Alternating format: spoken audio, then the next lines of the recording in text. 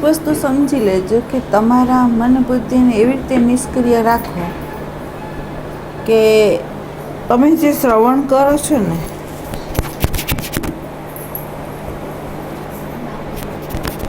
Hello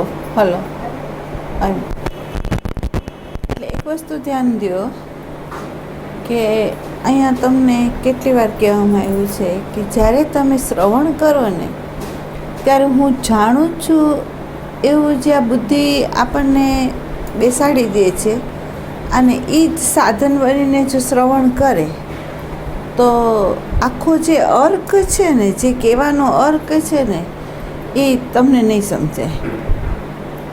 ખરેખર એનો જે અર્ક છે ને એ તમને નહીં સમજાય.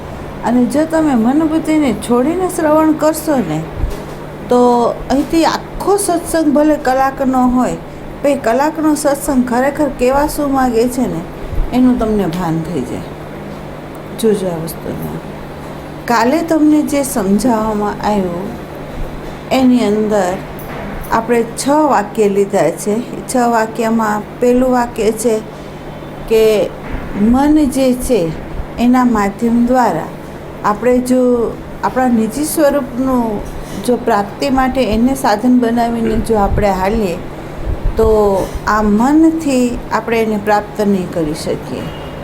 બીજું છે કે ચેતના છે એને દુઃખથી પાર થવાનો માર્ગ જે છે એ એને બતાવવા માગે છે કે ભાઈ ચેતના દુઃખથી પહેલે પાર કેવી રીતે જઈ શકે. ત્રીજું છે કે જે વર્તમાન છે એની ઊંડાઈમાં આપણે વિચારવું છે. બરાબર.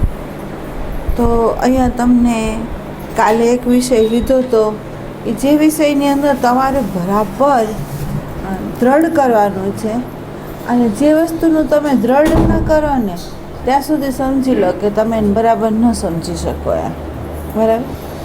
તો કાલે 2 વિષય તમને બતાવવામાં આવ્યા હતા કે એક છે ચૈતન્ય દેવ આપણું, એક છે આપણું ચૈતન્ય દેવ અને એક છે આ પ્રકૃતિ છે. બરાબર.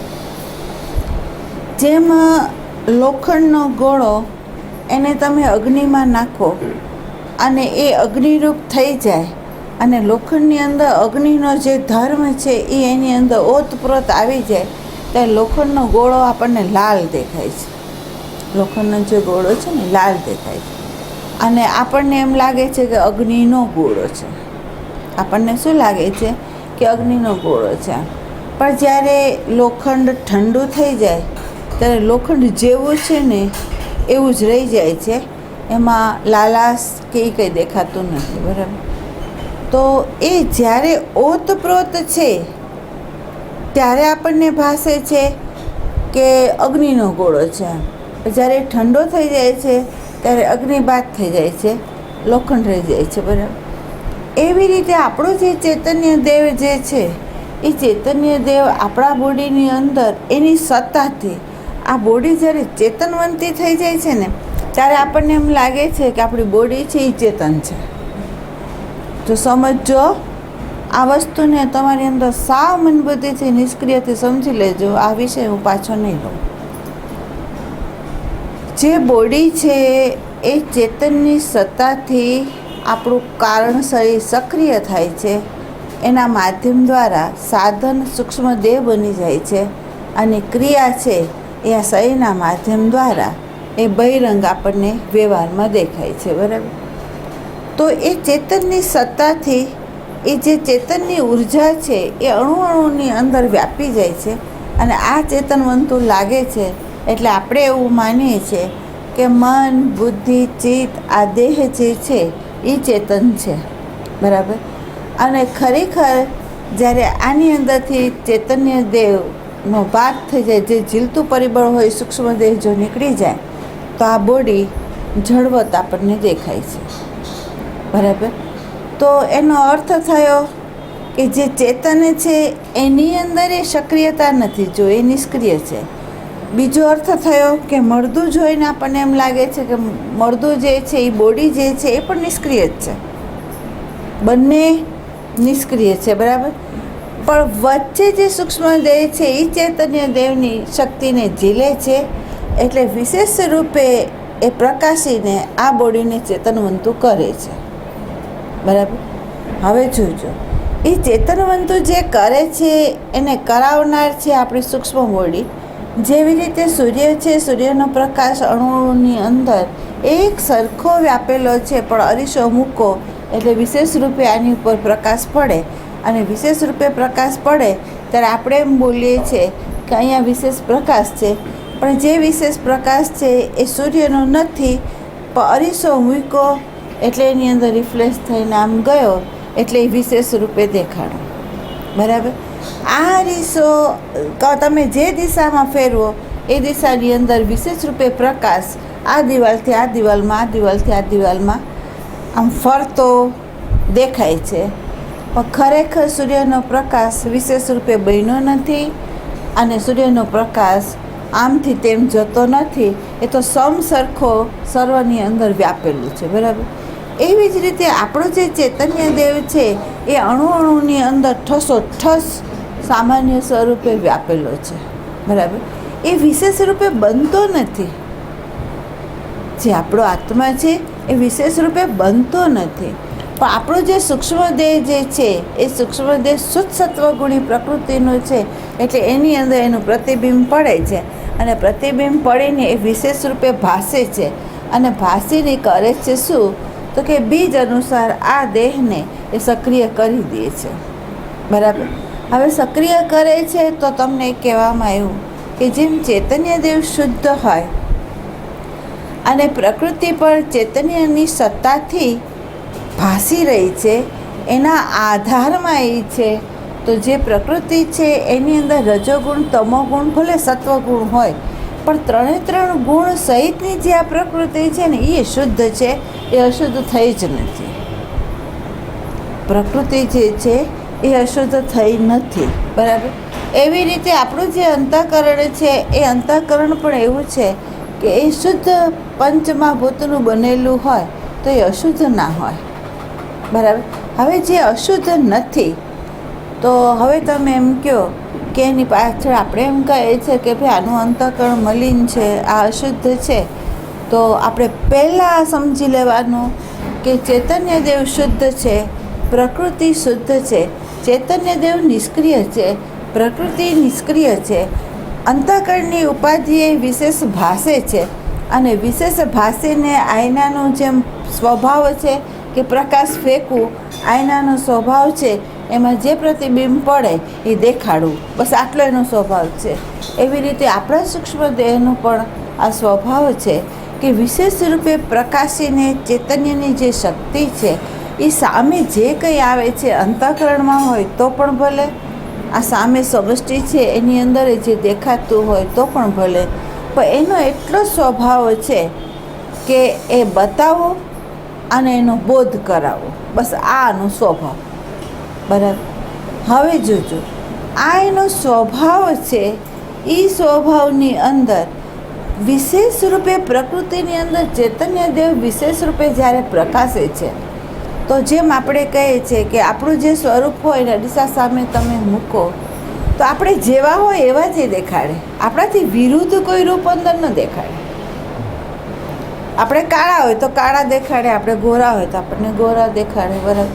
જેવું આપણું રૂપ છે એવું જ પ્રતિબિંબની અંદર આપણું પોતાનું પ્રતિબિંબ છે. બરાબર. એનાથી વિરુદ્ધ કોઈ પ્રતિબિંબ ના આવે. બરાબર.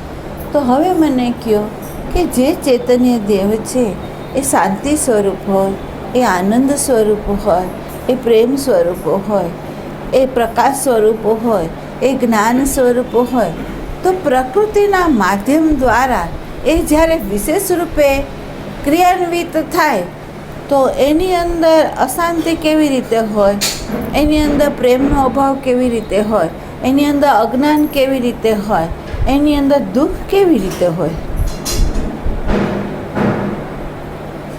જેમ અરીસામાં તમારા પ્રતિબિંબથી વિરુદ્ધ કંઈ નથી, તો જે ચૈતન્ય દેવ પ્રકૃતિની અંદર અભિવ્યક્ત વિશેષ રૂપે થાય છે, તો એ પ્રકૃતિની અંદર વિશેષ રૂપે પ્રકાશીને જે પ્રકાશ છે, જે તરંગો છે એ અશાંતિના કેવી રીતે સંભવે? આમ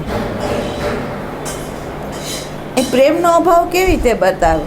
એ તો પ્રતિબિંબ જે પડે છે ચૈતન્યનું છે, તો ચૈતન્ય જેવો છે એવો જ હોવો જોઈએ. ચૈતન્ય દેવ જેવો છે સ્વભાવે એવો જ એનો આભાસ છે એ અંતઃકરણમાં પડવું જોઈએ. બરાબર? અને એમ જ છે વાસ્તવિક, એ એમ જ છે કે પ્રેમ સ્વરૂપે જ છે, વિશેષે આનંદ સ્વરૂપે છે, જ્ઞાન સ્વરૂપે છે, બોધ સ્વરૂપે છે, પ્રકાશ સ્વરૂપે છે. એનાથી વિરુદ્ધ એ ન હોઈ શકે. આ ફેક્ટ છે, આ સત્ય છે. બરાબર? હવે અહીંયા વાત રહી કે જે આ સાધન છે, જેમ હરીશો હોય એની અંદર પડતું જે પ્રતિબિંબ હોય, એ આપણે એમ કહીએ કે બિંબને જોવે છે, તો એ સંભવ નથી. જે પ્રતિબિંબ છે એ બિંબને જોવે છે એમ આપણું જો માનવું હોય તો એ સાચું નથી. બરાબર? પણ બિંબ છે એ પ્રતિબિંબને જોવે છે એ આપણે કહીએ તો એ બરાબર છે.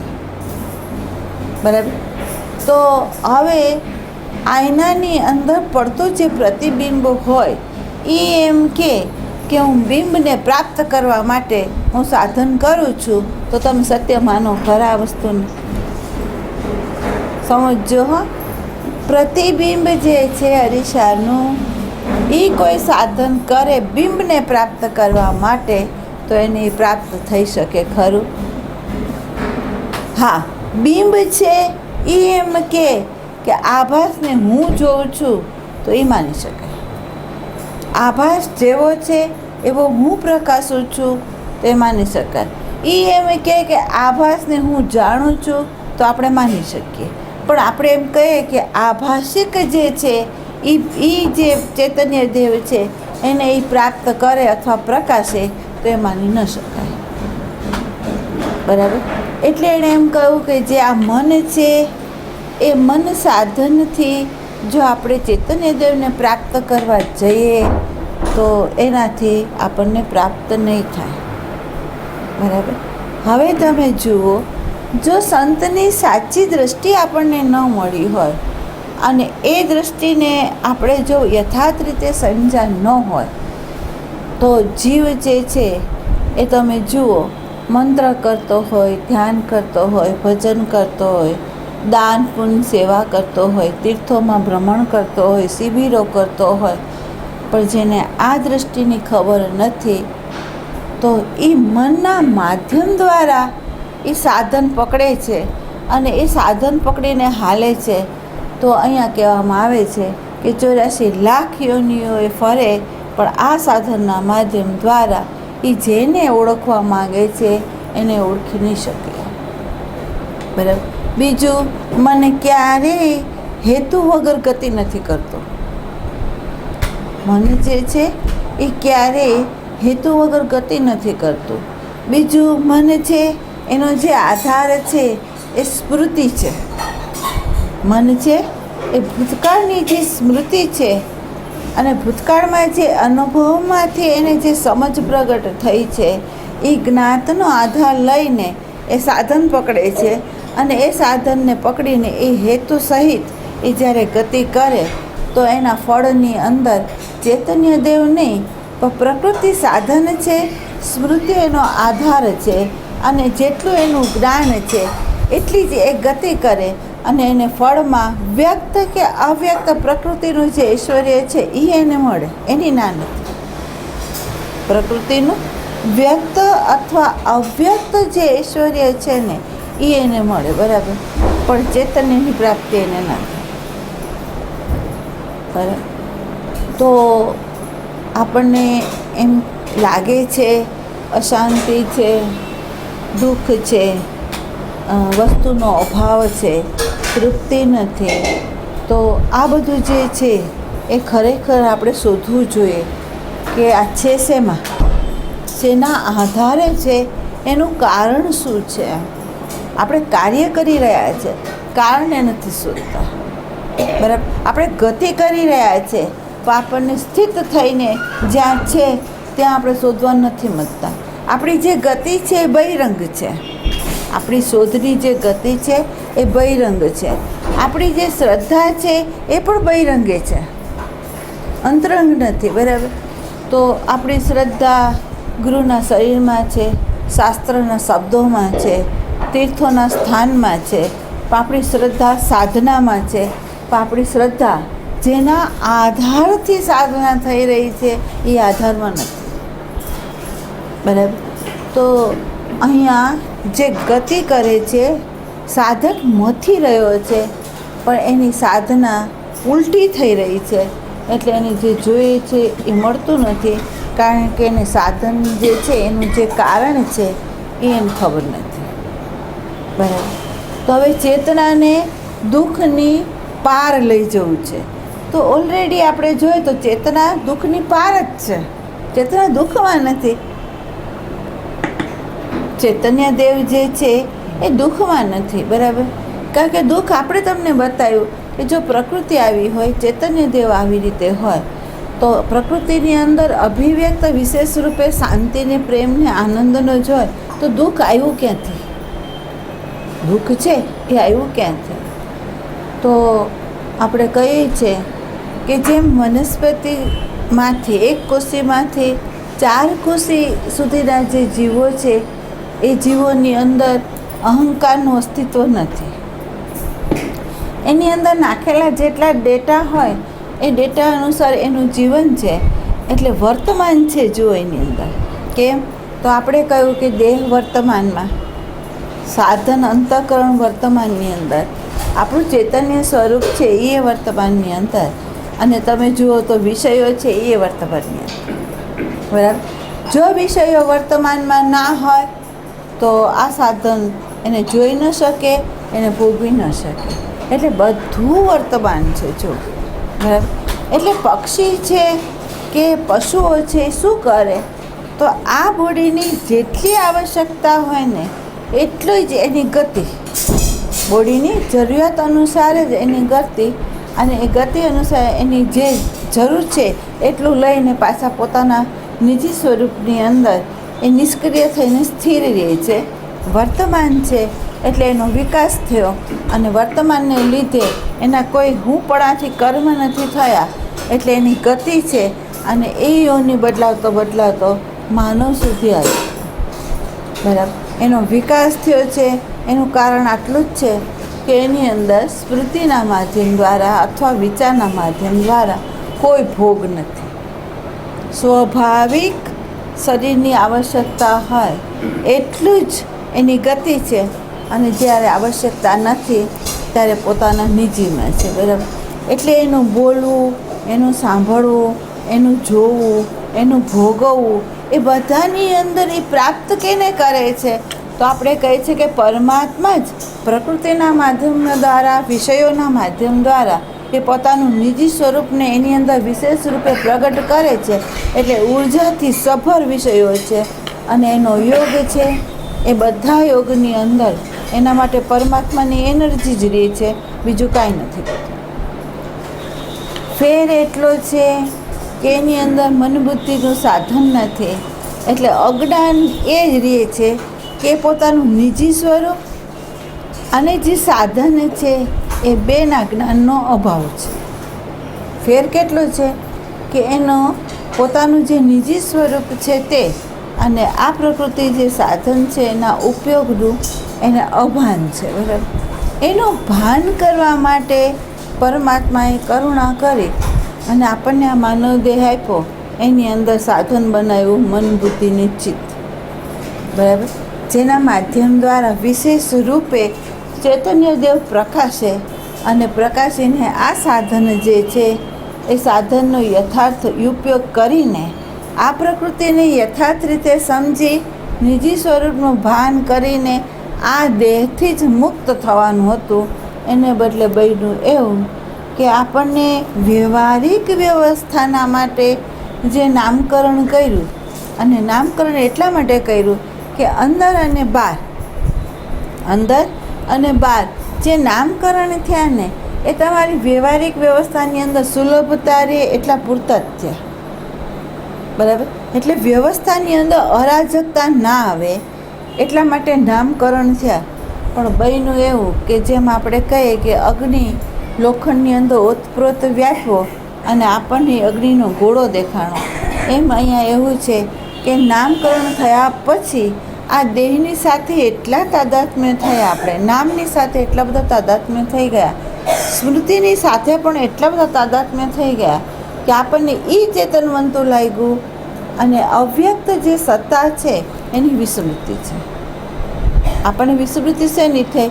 જે અવ્યક્ત છે એની. બરાબર.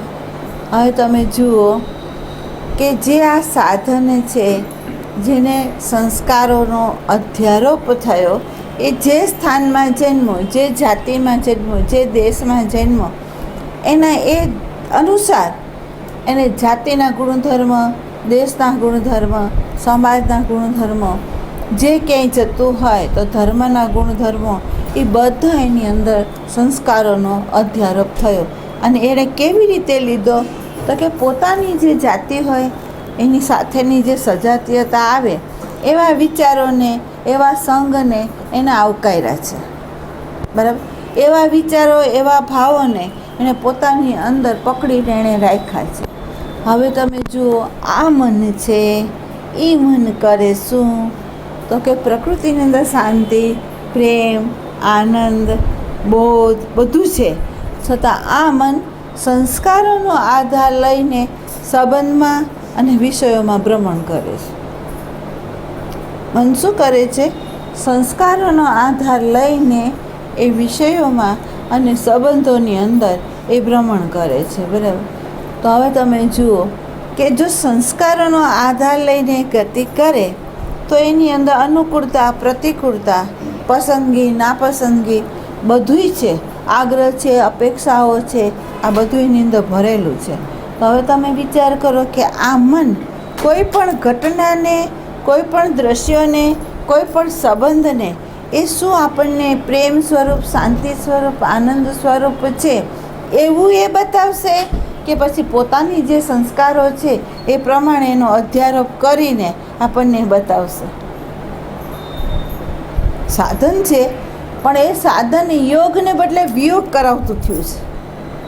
મન સાધન વિયોગ કરાવી રહ્યું છે. કેમ? તો કે સંસ્કારની સાથે તાદાત્મ્ય થઈને, નામકરણને સત્ય માનીને એ આ તરફ એટલે જગત તરફ ગતિ કરે છે. અને ગતિ કરીને કરે છે શું? તો એ બતાવે છે શું? તો વિષયોની અંદર એની પસંદગી, નાપસંદગી બતાવે. અનુકૂળ હોય તો સુખ પામે, પ્રતિકૂળ હોય તો એ દુઃખ પામે. બરાબર. સંબંધોની અંદર એ મારાપણાના આધારની અંદર એ રાગ, દ્વેષ, કામ, ક્રોધ, લોભ, મોહ બધાય પ્રગટ કરે છે. વિષયોની અંદર જો એને મૂલ્યતા આવે તો એ શું કરે? તો કે વિષયો પ્રત્યે ગતિ કરે છે. જેમ તમને કાલે સમજાયું કે જો માનવને એના દેહ પ્રત્યે જ પ્રીતિ ન હોય, એને ધન પ્રત્યે પ્રીતિ હોય, એને ઇમેજ પ્રત્યે જો પ્રીતિ હોય, તો એનું આખું જીવન જે છે ઇમેજ અને ધનની પાછળ ગતિ છે એની. હવે એની ગતિ જેની તરફ છે એ શેના માટે છે એ એને નથી ખબર, અને એ એમ કહે છે કે આનાથી સુખ છે. બરાબર. આ મન બતાવે શું? ધનથી સુખ છે, ઇજ્જતથી સુખ છે, એવું એનું માનવું છે. તો એ ગતિ જ જે વ્યર્થ છે એની તરફ ગતિ કરી એનું મૂલ્ય આપણને આપીને એ આપણા અહંકારને પોષી રહ્યું છે, આપણા અહંકારનું લય નથી કરતું.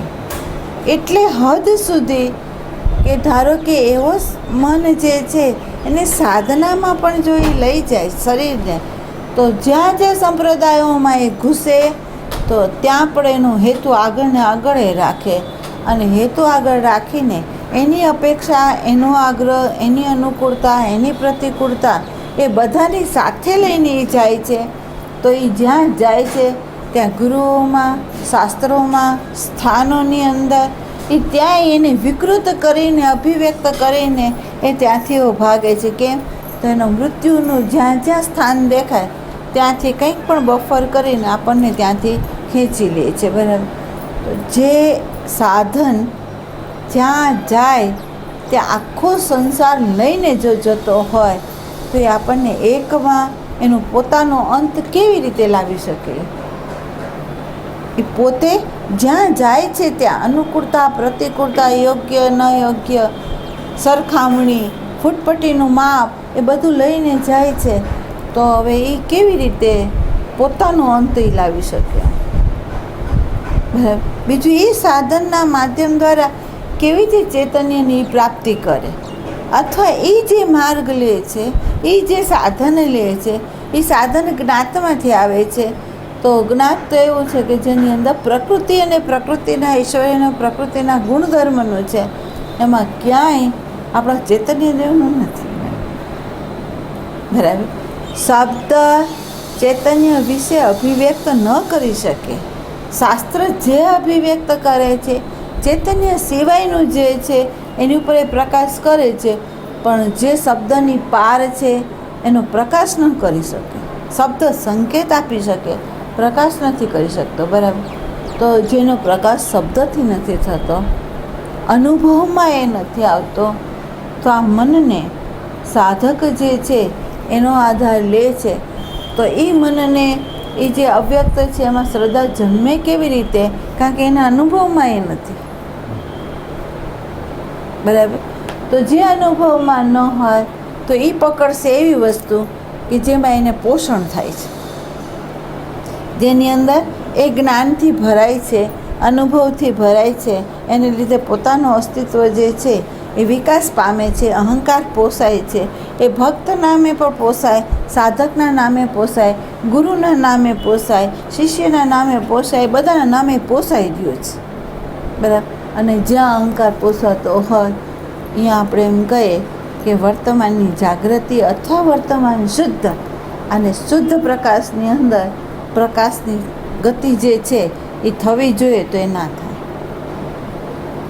બરાબર. પ્રકાશની જ્યાં સુધી વિશેષ રૂપે ગતિ આપણા અંતઃકરણમાંથી ન શરૂ થાય ત્યાં સુધી આપણે એમ કહીએ કે આપણો સૂક્ષ્મ દેહ છે એને 84 લાખ યોનિમાંથી મુક્તિ આપવી છે, તે સંભવતું નથી. બરાબર. જેને દેહ પ્રત્યે પ્રીતિ નથી, ઇમેજ અને ધન પ્રત્યે પ્રીતિ છે, ઘાંચીના બળદની જેમ જે વ્યક્તિ 24 કલાક એની અંદર ફરી રહ્યો છે, એ તેલથી પણ વંચિત છે. જેને પીલી રહ્યો છે ને એના તેલથી એ વંચિત છે. તો એ બળદ જે છે એને સુખ પ્રાપ્ત થાય કેવી રીતે આપણે કહી શકીએ? એને આનંદ પ્રાપ્ત થાય એ કેવી રીતે આપણે કહી શકીએ? તો દેહથી તમારી જે ગતિ છે, વિચારથી તમારી જે ગતિ છે, ભાવથી તમારી જે ગતિ છે, એ ગતિની અંદર તમે થોડોક પ્રકાશ કરો કે આ દેહની જે આવશ્યકતા છે એ આવશ્યકતા પણ આપણે એને પૂરી નથી પાડતા, અને સતત આપણે બહિરંગ ગતિ કરી રહ્યા છે. અને ઇમેજ અને ધનની ખાતર આ દેહનું મૂલ્ય તોડીને આપણે જે હાલી રહ્યા છે, આ પડી જાય તેનોય વાંધો નથી, આની અંદર રોગ આવી જાય એનોય વાંધો નથી આપણને, પણ આ જોઈએ છે. તો એ વ્યક્તિ આમાંથી હુંમાં જ નથી આવ્યો, મારામાંથી છટકીને અહીંયાય હુંમાંથી નથી આવ્યો. તો હવે એની સાધનાની શરૂઆત કેવી રીતે થાય? સાધનાની રિયલ જે સાધનાની શરૂઆત છે આપણા અંતઃકરણના માધ્યમ દ્વારા, તો એ કેવી રીતે થાય?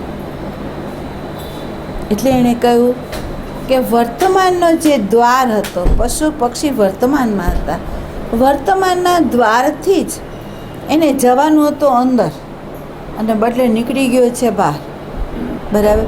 સાધન પકડ્યું છે એવું કે જે સાધન ખરેખર જડ છે, લોખંડ છે, અને અગ્નિનું શ્રી સ્વરૂપ છે, ચૈતન્યનું છે, એની જેને ખબર નથી, અને અજ્ઞાનથી નીકળી રહ્યો છે. એટલે હદ સુધી અજ્ઞાન કે આધાર શબ્દનો શોધે છે, આધાર શાસ્ત્રનો શોધે છે, આધાર સાધનાનો શોધે છે, આધાર તપનો શોધે છે, આધાર દાન પુણ્યનો શોધે છે, પણ ત્યાંથી એ નિરાધાર થઈ નથી શકતો. કારણ કે એનો સ્વભાવ નથી મનનો. મનનો સ્વભાવ શું છે? જે અભાવ હોય એ તરફ ગતિ કરવી, આ મનનો સ્વભાવ. બરાબર. એક વસ્તુ એને પ્રાપ્ત થાય, જોજો પરમાત્માએ એવી વ્યવસ્થા મૂકી, એક ક્ષણ પણ જો એ શાંત થાય તો મારું જે સ્વરૂપ છે એનું પ્રતિબિંબ અંતઃકરણની અંદર પડી જાય, અને એ પડી જતાં જ એને એક ક્ષણ એ વસ્તુને એને ઝલક મળી જાય છે, અને છતાં એ ઝલકની વિસ્મૃતિ કરીને એનું માનવું એવું થાય છે કે આનાથી મને સુખ અને શાંતિ થઈ, એવું માને છે. જેમ તમને કહેવામાં આવ્યું કે પ્રતિબિંબને જોઈને શ્વાન આ બીજો છે એવું માનીને ઝઘડીને મરી જાય છે, મૃત્યુને ઓરી લે છે. સૂકા હાડકાને ચાવીને પોતાના દાંતમાંથી લોહી કાઢે છે, અને એ એમ માને છે કે આમાંથી મને ખોરાક મળ્યો અને એ તૃપ્ત થાય છે. બરાબર. એવી રીતે આપણું છે કે આપણને ખબર નથી કે કોઈ વસ્તુ પ્રાપ્ત થઈ અને મન શાંત થયું, મનની જે માંગ હતી, મનની ઈચ્છા જે થઈ અને એ ઈચ્છા પૂરી ન થાય ત્યાં સુધી જીવને એ શાંતિથી બેસવા નથી દેતો, એના માટે ઉથલ પાથલ કરાવે છે. અને જ્યારે એ વસ્તુ મળે ત્યારે પોતાના ઘરમાં થોડી વાર ક્ષણ બે ક્ષણ શાંત થાય, અને શાંત થાય ત્યારે ચૈતન્ય દેવનો અનુભવ એને થાય છે, અને એ માને છે એમ કે આ વસ્તુથી મને આનંદ આવ્યો, આ વસ્તુથી હું તૃપ્ત થયો, એવું એનું માનવું છે નહીં. એનાથી એને સુખ મળ્યું નથી, એનાથી એને શાંતિ મળી નથી, એનાથી એને તૃપ્તિ થઈ નથી. તૃપ્ત પોતે છે, આનંદ પોતે છે, એની ઝલક એને મળે છે. તમે જોજો, એમ બતાવે છે કે ભાઈ અમુક સ્થાન ઉપર બેઠા હતા અને અમુક વ્યક્તિને આત્માની ઝલક મળી ગઈ, પણ હું કહું કે જે વ્યક્તિ સાધના નથી કરતી, એક સ્થાનમાં બેસતી નથી, એને 100 ઝલકો મળે છે. હર પલ હર ક્ષણ મનને જોઈતી વસ્તુ મળી જાય એટલે એને આત્માની ઝલક તો શાંતિની આનંદની મળે જ છે. એનાથી સાધના કરવાની નથી. એને કોકે એમ કીધું કે આણે આટલા વર્ષો સુધી સાધના કરી ત્યારે એને આત્માની ઝલક મળી, પણ હું કોઈ એને સાધનાની જરૂર નથી. સાધનાથી નિવૃત્ત થયો અને આત્માની ઝલક મળી એ માનશું આપણે, કારણ કે દરેક વ્યક્તિ આત્માની ઝલકને મેળવે જ છે. ચૈતન્ય અપ્રાપ્ત હોય તો આ બોડી જડ છે, તો એ પ્રાપ્ત છે. બરાબર. જો પ્રાપ્ત હોય, અણુની અંદર એનું અસ્તિત્વ હોય, મન બુદ્ધિ ચિત્તના માધ્યમ દ્વારા એ ગતિ કરતું હોય, તો હવે એની અંદર એનું જે સ્વરૂપ છે એ જ્યારે મન શાંત થાય છે ત્યારે અનુભવ એનો થાય છે. આપણને બુદ્ધિ જે છે એને સ્વરૂપનું અજ્ઞાન છે અને એ માને છે કે મને આ નથી થયું. બરાબર. એટલે શબ્દ, સ્પર્શ, રૂપ, રસ ને જે ગંધ છે, આ 5 વિષયો છે એ બાયોલોજિકલ આ જે શરીર છે એના માટે છે. એનાથી આત્મા પ્રાપ્ત થાય એમ પણ નથી, એમાં પરમાત્મા છે ને આમાં નથી એમ પણ નથી. ખાલી વિયોગ કરાવતું જે પરિબળ હોય તો આપણે સમજી લેવાનું કે જો આ મન સ્મૃતિ સાથે તાદાત્મ્ય થઈને જો એ જાય તો એ દિવાલ બાંધે છે, અને જો આ મન સંસ્કારોની સ્મૃતિને છોડી દે અને જો એની સાથે ગતિ કરે તો યોગ સધાવી દે છે. ધ્યાન ક્યાં રાખવાનું છે તો તમને બતાવ્યું કે આપણે સભાન જે છે એ ન તો આમ થવું છે ન તો આમ થવું છે. જ્યારે અહીંથી વૃત્તિ ઉઠે ત્યારે તમે સભાન થાવ કે જે ઈચ્છા એ કરે છે એ આ શરીરને જરૂરિયાત છે એટલી કરે છે કે જરૂરિયાત નહીં હોવા છતાં એની અંદર આસક્ત છે, એની અંદર મોહ છે ને, અને એ ગતિ કરે છે. બરાબર. જો મોહના આધારે, વિષયોમાં આસક્તિના આધારે જો એ ગતિ કરતું હોય તો ત્યાં સભાન થઈ જાય. બરાબર. સભાન થયા એટલે ગતિ આપોઆપ અટકે છે, કારણ કે તમને ખબર પડી કે આને જરૂર નથી અને છતાં આ ગતિ કરે છે તો એ ગતિ ગલત છે. બરાબર. જો એટલો એ વર્તમાનમાં આવે તો એની સભાનતા અહીંથી શરૂ થાય. બરાબર. અને એ સભાનતા અહીંથી શરૂ થાય તો એને ખબર પડે કે મારે 5 જ્ઞાનેન્દ્રિયો જે છે એ પ્રાણનો આધાર લઈને, પ્રાણની શક્તિ લઈને એ બહિરંગ જે ગતિ કરે છે એમાં જો વિચારનું જો માધ્યમ હોય તો વિચારના માધ્યમ દ્વારા એને ગતિ નહીં કરવી, અહીંયા એને બ્રેક મારવી અને આપણી પોતાના નિજીની અંદર સ્થિર થવું. બરાબર. અને એ નિજીની અંદર જ્યારે તમે સ્થિર થાઓ તો તમને ખ્યાલ આવે કે આની આવશ્યકતા નથી, આ અમારી આસક્તિ છે, અમારી જે ગતિ છે એ આસક્તિનું કારણ છે. તો તમને આસક્તિનું સ્વરૂપ જોવા મળે. બરાબર. પણ એ ક્યારે જોવા મળે? તો તમે વર્તમાનમાં હો અને વર્તમાનની અંદરે તમારા અંતઃકરણની અંદરથી ઉઠતી જે વૃત્તિ હોય એમાં સભાન હો તો જ તમે આ કરી શકો. બાકી તમે દેહમાં હો અથવા તમારા વિષયોની અંદર હો અથવા મનના કેન્દ્રમાં હો તો તમે જોઈ ન શકો. બરાબર. એટલે અહીંયા આપણે એમ કીધું કે ખીલો છે દ્રષ્ટા, ખીલો છે દ્રષ્ટા. દ્રષ્ટાનો આધાર લઈને જ્યારે તમે જોવાનું શરૂ કરો તો દ્રષ્ટા પ્રથમ પ્રકાશ જે કરશે ને એ કારણ ઉપર કરશે, બહારથી નહીં કરે. બહારથી જે પ્રકાશ થયો તો સમજી લેવાનું કે અંદરનું અંકુર જે ફૂટ્યું એ તમને નથી દેખાણું. બહારથી પ્રકાશ થાય તો અંદરનું અંકુર તમે નથી જોયું. પણ જ્યાંથી એ ઉઠ્યું અને અહીંયા તમે સભાન થયા તો ત્યાંથી જ તમે સભાન હો તો બહિરંગ તમે એ વિચારના માધ્યમ દ્વારા ગતિ નહીં થાય. બરાબર. તો એ શું કરશે? તો ભલે ગતિ થઈ, ભવિષ્યને જોઈને પાછી આવશે, તો એની અંદર એ ભોગમાં નહીં વહી જાય. કારણ કે એને ખબર છે કે આની જરૂર નથી, આ મારી વાસનાનું બીજ છે અને બીજે અંકુર ફૂટ્યું વસ્તુ સામે આવી એટલે મારે એને ગ્રહણ કરવાનું નથી. બરાબર. પણ કારણ ઉપર એની દૃષ્ટિ જવી જોઈએ, એને બદલે આપણી દૃષ્ટિ જાય છે ફળ ઉપર. મન બતાવે છે ફળ, અને એ ફળને અભિવ્યક્ત કરે છે કઈ રૂપે? તો કે સુખ અને દુઃખ રૂપે. ફળની અભિવ્યક્તિ જે કરે છે એ પોતાને જો અનુકૂળ આવે તો એ સુખ કહે છે શબ્દ, અને જો પ્રતિકૂળ આવે તો એ જ મન આપણે આગળ અભિવ્યક્ત કરે છે કે આમાં દુઃખ છે. પણ હકીકતમાં એમ છે જે વિષયો છે એ આને પોષણ કરતા છે. બરાબર. અને એ વિષયો આને પોષણ કરતા હોય એને પોષણ કરીને સાધન જે છે એને સુરક્ષિત રાખે છે, અને સુરક્ષિત રાખે છે તો જ આ મન છે સ્વસ્થ થઈને એને જે રીતે ગતિ કરવી જોઈએ ગતિ કરી શકે. એને જે પ્રકૃતિની અંદરથી ચૈતન્ય દેવનું વિશેષ રૂપે જે પ્રકાશ છે, વિશેષ રૂપે જે પ્રેમ છે એનો બોધ એ પામી શકે. પણ આ પામતો નથી, કારણ કે સંસ્કાર સાથે દાદા. બરાબર. તો જેમ ડૉક્ટર સાધનને ઉકાળીને ઓપરેશનમાં એ સાધનનો ઉપયોગ કરે અને સાધનનો ઉપયોગ કર્યા પછી પણ ઉકાળે, જોજો, સાધનનો ઉપયોગ કરીને ઉકાળે અને પછી બીજા માટે વાપરે. તો અહીંયા આપણને સંતો ચાવી આપે છે કે આ જે વૃત્તિ છે એ જેવી જ્યાંથી ઉઠે ને પહેલાં એને ઉકાળો તો ખરા, એને સ્પર્શ કરાવો. કોની સાથે? તો કે દ્રષ્ટાની સાથે.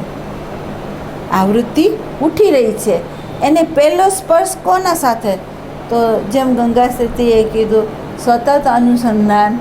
પણ એનું અનુસંધાન કોની સાથે? તો કે જે સત છે એની સાથે એને પ્રથમ સ્પર્શ કરાવો. બરાબર. એને સ્પર્શ કરાવશો તો એને સ્પર્શ કર્યા પછી જે વૃત્તિ નીકળશે એ સંસ્કાર સાથે નહીં હોય, એ અશુદ્ધ નહીં હોય, એ શુદ્ધ હશે. બરાબર. અને જેવી એ બહિરંગ ગઈ અને એની છાપ લઈને અંદર આવી અને આપણને એમ કીધું કે ભાઈ આ કુસુમબેન છે. એ ગઈ એટલા માટે કે બહાર શું છે બતાવવા માટે ગઈ, અને ત્યાંથી આકાર લઈને અંદર આવી અને એણે એમ કીધું કુસુમબેન છે. તો કુસુમબેન છે એવું જે સ્મૃતિમાંથી જ્ઞાનને પ્રગટ કરી અને એને આપણને બતાવ્યું. તો આપણે નીકળાતા દ્રષ્ટાને સ્પર્શ કરીને આ વૃત્તિએ જે જ્ઞાનને અભિવ્યક્ત કર્યું એણે દ્રષ્ટાએ પ્રકાશ્યું. બરાબર.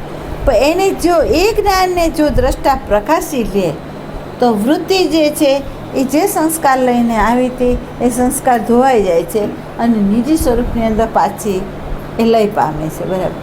પણ અહીંયા અનુસંધાન એની સાથે નથી, અનુસંધાન આપણા અહંકાર સાથે છે. બરાબર. હવે આ અહંકારની સાથે અનુસંધાન કરીને તમે નીકળો તો વૃત્તિ અશુદ્ધ છે, સંસ્કારના રંગે રંગાયેલી છે, અને એ બહાર જાય તો એ આવીને જે બોધ આપે, અને બોધ આપ્યા પછી એ અહંકારની અંદર એને ભરે, તો આ અહંકાર જે છે એ પોસાય છે, અને પાછું કરે છે શું, તો એના વિશે એ વ્યક્તિ કરે છે. બરાબર. કુસુમબેન છે એટલેથી અટકતું નથી, પણ એ અભિવ્યક્તિ એવી કરે છે કે પોતાનો જે અનુભવ છે, પોતાનું જે જ્ઞાન છે એની અંદર ઉમેરી અને કુસુમબેન પ્રત્યેનું જે વર્ણન એને કરવું ઘટે એ બધુંય કરે છે. અને બધુંય કરીને કરે છે શું, તો કે અંતઃકરણ શાંત છે, અને શાંત અંતઃકરણની અંદર એ અભિવ્યક્તિ કરીને અંદર ડામાડોળ કરી દે છે. કાં તો કુસુમબેન પ્રત્યે સારો ભાવને પ્રગટ કરે, અને નહીં તો પછી દ્વેષ કે તૃણાને ઉત્પન્ન કરે. જે જ્ઞાનમાં એનું હતું એ પ્રમાણે એને અભિવ્યક્તિ કરી છે. બરાબર. તો અહીંયા સજાગ નથી તો થયું શું, તો એક તો અશુદ્ધ થઈને ગઈને પાછી આવી, અને શાંત અંતઃકરણ હતું એને ચક્રાવે એને ચડાવ્યું.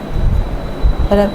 એટલે સ્મરણ નામનું થયું, અને નામનું સ્મરણ થયું એટલે અહીંયા વિક્ષેપ થયો. પણ જો સ્મરણ એના અધિષ્ઠાતાનું થયું હોત તો વિક્ષેપ ન થયો.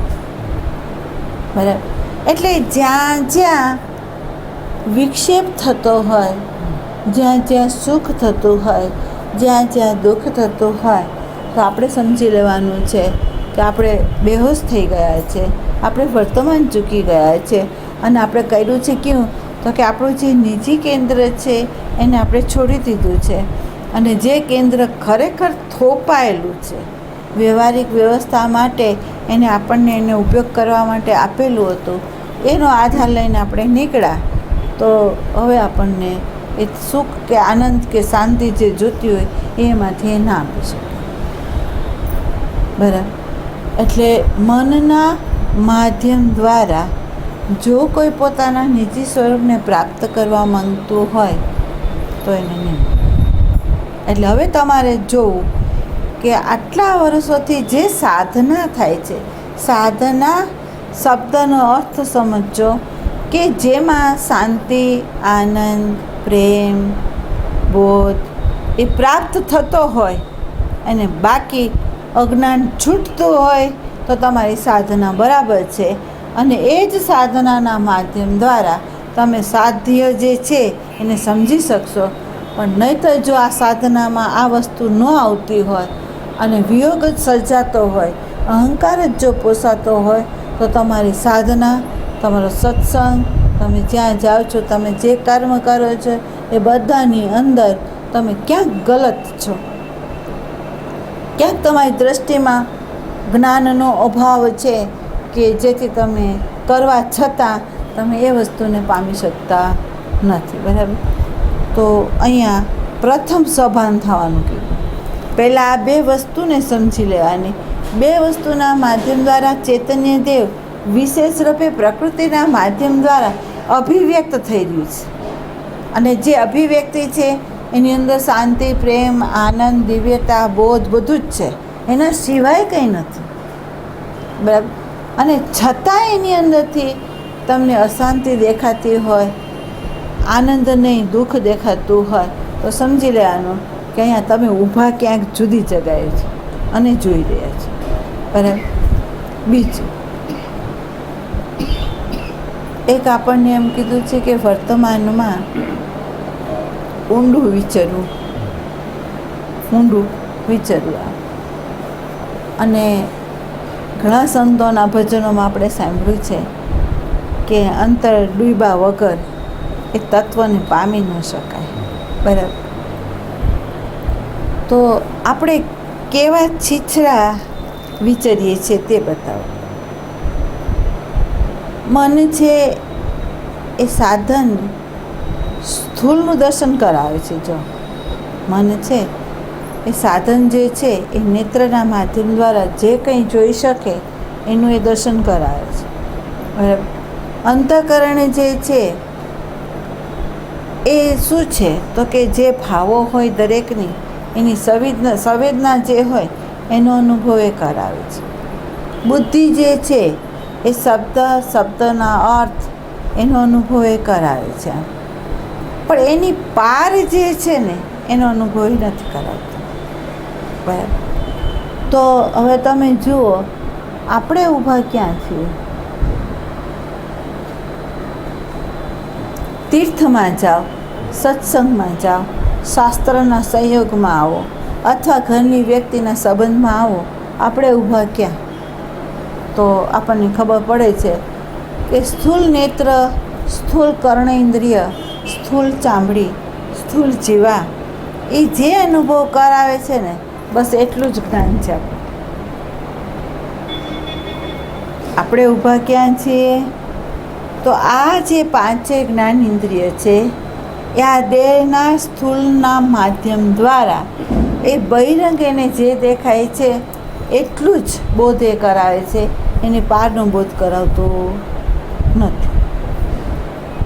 કોઈ વ્યક્તિ એવી હોય કે જે બુદ્ધિના કેન્દ્રમાં ન ઊભી હોય, છીછરી દેહાધ્યાસમાં ન ઊભી હોય અને થોડીક ભાવમાં એ ગઈ હોય, તો તમને ખ્યાલ આવે તો કોઈ વ્યક્તિ એવી હોય કે જે દેહનું મૂલ્ય નથી આંકતું, બુદ્ધિનું મૂલ્ય નથી આંકતું, પણ હૃદયનું મૂલ્ય આંકતું હોય, તો એવા જે માનવ હોય એ થોડાક ઊંડા જાય અને એ એમ કે ભાઈ આ વ્યક્તિએ ભલે વ્યવહાર કર્યો, આ વ્યક્તિએ પદાર્થના માધ્યમ દ્વારા આપણી જોડે ભલે વ્યવહાર કર્યો, એ વ્યક્તિ જીવાના માધ્યમ દ્વારા ભલે કંઈ બોલી હોય આમ, અથવા એ વ્યક્તિએ આવકાર ભલે હસીને આપ્યો હોય, પણ જે ઊંડું ગયું હોય એ હૃદયમાં જે ગયું હોય એ, તો એ આપણને એમ કહેશે કે ભાઈ આણે ભલે આવકાર આપ્યો, એણે ભલે આપણને 32 જાતના ભોજન આપ્યા, એણે ભલે હસીને આપણને પેલું કર્યું, એણે ભલે બોલીને મીઠા બોલ આપણને આપીને આપ્યું, પણ હૃદયમાં જે હતો ને એણે એમ કહ્યું કે ભાઈ એણે ખાલી બહારથી આપણને બતાવ્યું, પણ હૃદયમાં ભાવ નહોતો.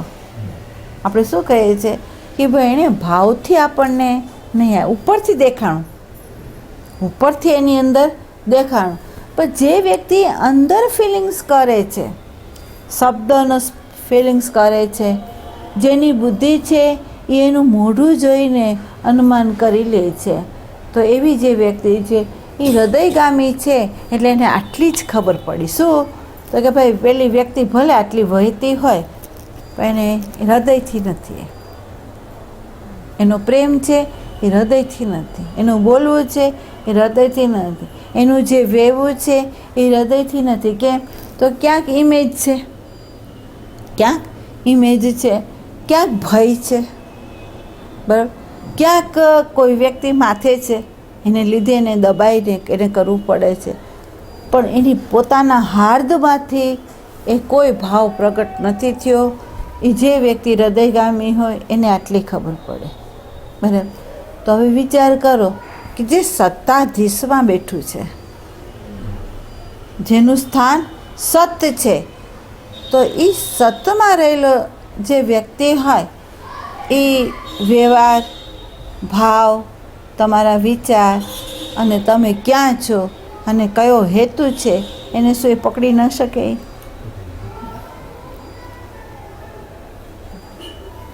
એનો અર્થ થયો કે વર્તમાનમાં છે, વર્તમાનની અંદર એનું દર્શન ઊંડાઈનું છે, એ અંદરે ઊંડાઈથી જોઈ શકે છે, એ બહિરંગે ઊંડાઈથી જોઈ શકે છે. બરાબર. એ બહિરંગે સમજી શકે છે કે આ અહંકારના કેન્દ્રમાંથી છે, અથવા બુદ્ધિના કેન્દ્રમાંથી છે, અથવા હૃદયના કેન્દ્રમાંથી છે, અથવા છૂના કેન્દ્રમાંથી છે. તમને અનુભવ કરાયો હતો કે એક આચાર્ય હોય, એક વક્તા આચાર્ય હોય, એક વક્તા ભક્ત હોય. તમને ખ્યાલ હોય તો આચાર્ય હોય એણે કેટલાય શાસ્ત્રોનું અધ્યયન કર્યું હોય અને એ વ્યક્તિએ ડિગ્રીઓ લીધી હોય મહામંડલેશ્વરોની, બરાબર, અને એ વ્યક્તિ વ્યાસપીઠ ઉપર બેસીને એ શાસ્ત્રનું અભિવ્યક્તિ કરે અને એનું ટ્રાન્સલેશન કરીને આપણને સમજાવે. એના જે શબ્દ આવે આપણી કર્ણ ઇન્દ્રિયમાં, એના મુખમાંથી જે શબ્દ આપણને આવે તો આપણી બુદ્ધિને એ માહિતી આપી દે પણ આપણને ભીંજવે નહીં. આપણી બુદ્ધિને એ માહિતી આપી દે પણ આપણને ભીંજવે નહીં. બરાબર. એક ભક્ત છે જેને સગુણ ઉપર શ્રદ્ધા છે અને એની સામે ઈષ્ટને રાખીને અભિવ્યક્ત કરે છે. તો આપણને બધાને ખબર છે એવા ડુંગરીજી મહારાજ હતા. તો એ વ્યાસપીઠ ઉપર બેસીને જ્યારે ભાગવતનું શ્રવણ કરાવતા તો દરેક વ્યક્તિ જે શ્રવણ કરતી એ ભીંજાઈ જતી, ભાવ વિભોર બની જતી. બરાબર. તો એ બતાવે છે કે એ હૃદયગામી છે અને એ શ્રવણ કરાવે છે ત્યારે ભાવથી કરાવી રહ્યા છે અને એનો પરમાત્માનો જે ભાવ છે એના તરંગો શબ્દના માધ્યમ દ્વારા બહાર આવે છે અને આપણી અંદર એ ભાવને પ્રગટ કરાવી દે છે. બરાબર. યોગી હોય જેની મુદ્રાઓના માધ્યમ દ્વારા એ સમાધિ સુધી ગયો હોય અને તમે એની સન્મુખ જો થાવ અને તમારું અંતઃકરણ જો ખુલ્લું હોય તો એ અંતઃકરણ એની ઊંડાઈને બતાવે છે કે આ જે સંત છે એ એના કયા ચક્ર ઉપર ઊભો રહી ગયો છે એ આપણને બતાવે છે. એની સમાધિ ક્યાં સુધી છે એનો આપણને બોધ બતાવે છે. બરાબર. પણ જે વ્યક્તિ સતમાં ઊભી હોય તો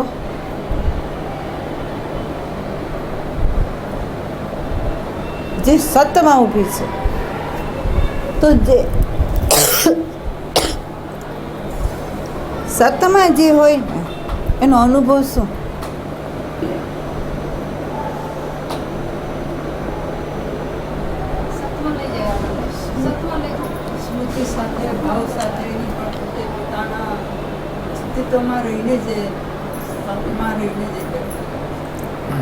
સતમાં જે ઊભો હોય ને એને તમને અનુભવ ના થાય. જોજો, ભાવ વિભોર ન કરે, કારણ કે ભાવાતીતમાં ઊભો છે, શબ્દાતીતમાં ઊભો છે, એ ગુણાતીતમાં ઊભો છે. બરાબર.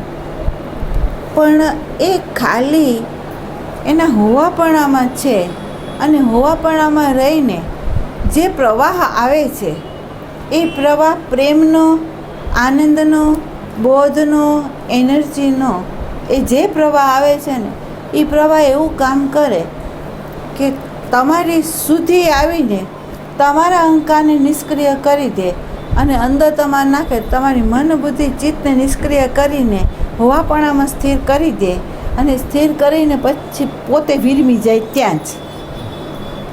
ઉપરથી આવી જ્યાં ઉતરી ત્યાંથી થઈને તમારા સુધી પહોંચી અને તમારા હોવાપણામાં સ્થિર કરી દીધી.